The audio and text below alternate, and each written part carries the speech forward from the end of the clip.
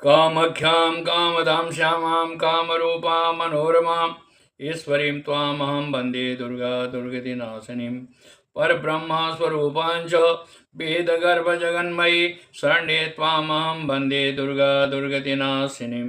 माँ भगवती कामाख्या आप सबों का कल्याण करे, आप सबों को स्वस्थ रखे, आप सबों का उद्धार करे, हर समस्याओं का समाधान करे। आज हम खास करके आप सबों के मध्य में, क्योंकि यह नवरात्रि का गुप्त नवरात्रि में जो आप लोगों को बताया हूँ प्रारंभ हो गया है। आज तीसरा दिन प्रारंभ होने वाला है, क्योंकि कहा गया है कि प्रथमम शैलपुत्री च द्वितीय ब्रह्मचारिणी तृतीय चंद्रघंटेति कुष्मांडेति चतुर्थम। आज तीसरा दिन जो है का नवरात्रि है। खास करके गुप्त नवरात्रि में जो आप लोगों के मध्य में मैं बताया हूँ पहले भी कि गुप्त नवरात्रि दो होता है। एक माघ महीना के शुक्ल पक्ष में होता है, जिसमें बसंत पंचमी वगैरह आता है, सरस्वती पूजा वगैरह आता है। उसमें संतान की बहुत बढ़िया उपाय किया जाता है।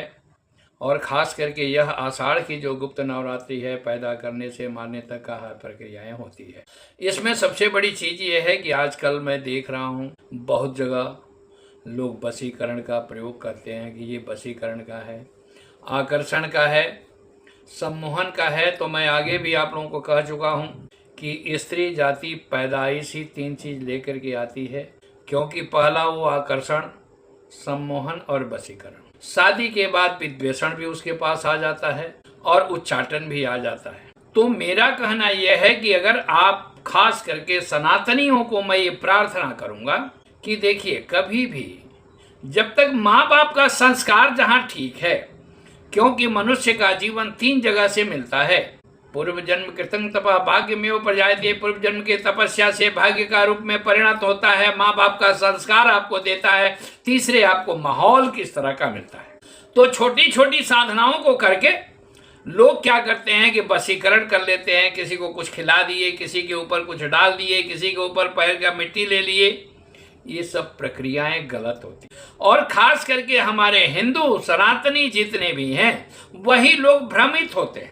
इसलिए मैं आपको एक सलाह दूंगा कि आपको कोई भी समस्या है, आप अपने इष्ट के सामने बैठ जाइए, आप माँ भगवती के सामने बैठ जाइए, हनुमान जी के सामने बैठ जाइए, आप उस पर प्रक्रिया करिए। वो मैं आपको बताता हूँ, आप घर बैठे प्रक्रिया करिए, कहीं जाने की जरूरत नहीं है। और उसको आप घर में अपने सभी समस्याओं का समाधान आपका इष्ट नहीं करता है, आपके माता पिता का आशीर्वाद नहीं करेगा, आपके गुरु का आशीर्वाद नहीं करेगा। क्योंकि मैं कई बार कह चुका हूं कि आजकल के युग में गुरु ज्यादा है, गुरु बहुत कम है।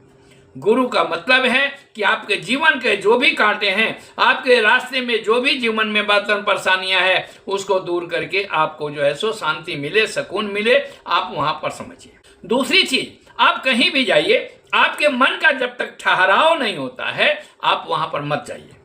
मैं कई बार भागवत का कथा में भी कहता हूं कि अगर आपके मंदिर जाने में मन का आशा नहीं है, मन का ठहराव नहीं है, मंदिर में मत जाइए, आप अपने घर में बैठिए।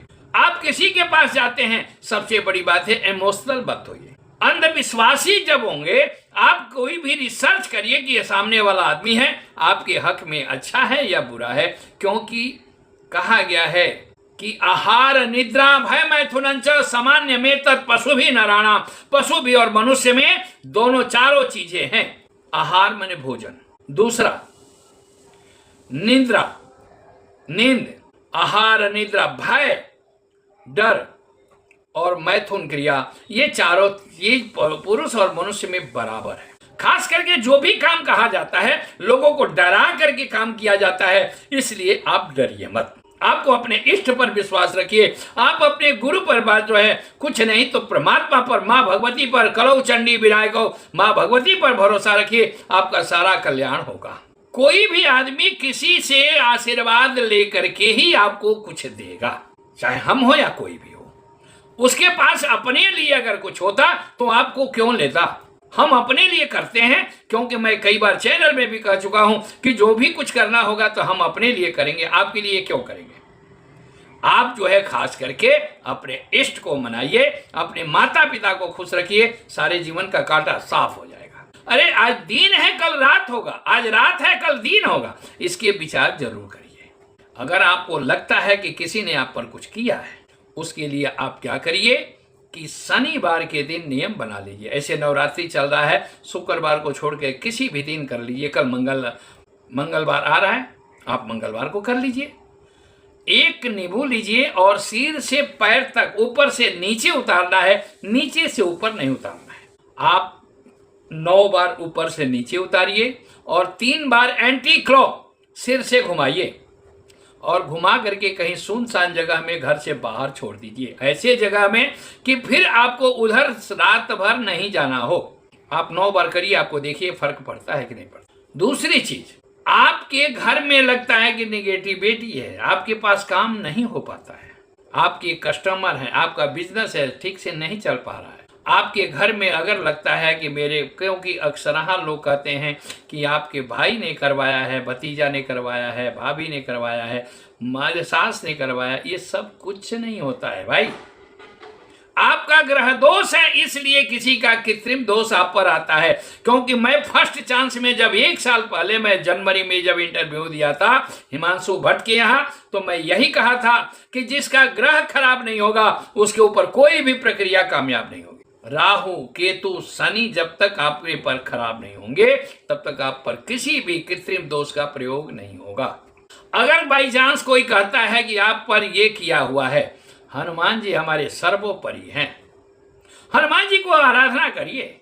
आप गूगल जलाइए, हनुमान जी की चालीसा का पाठ करिए, देखिए आपको फायदा मिलता है कि नहीं मिलता है। देवी कवच का पाठ करिए, दुर्गा कवच, सप्तशती में दुर्गा कवच आता है, आप उसका पाठ करिए। आपके शरीर का रक्षा, आपके घर का रक्षा, आपके जीवन का हर चीज का रक्षक बन करके माँ भगवती आपको रक्षा करती है।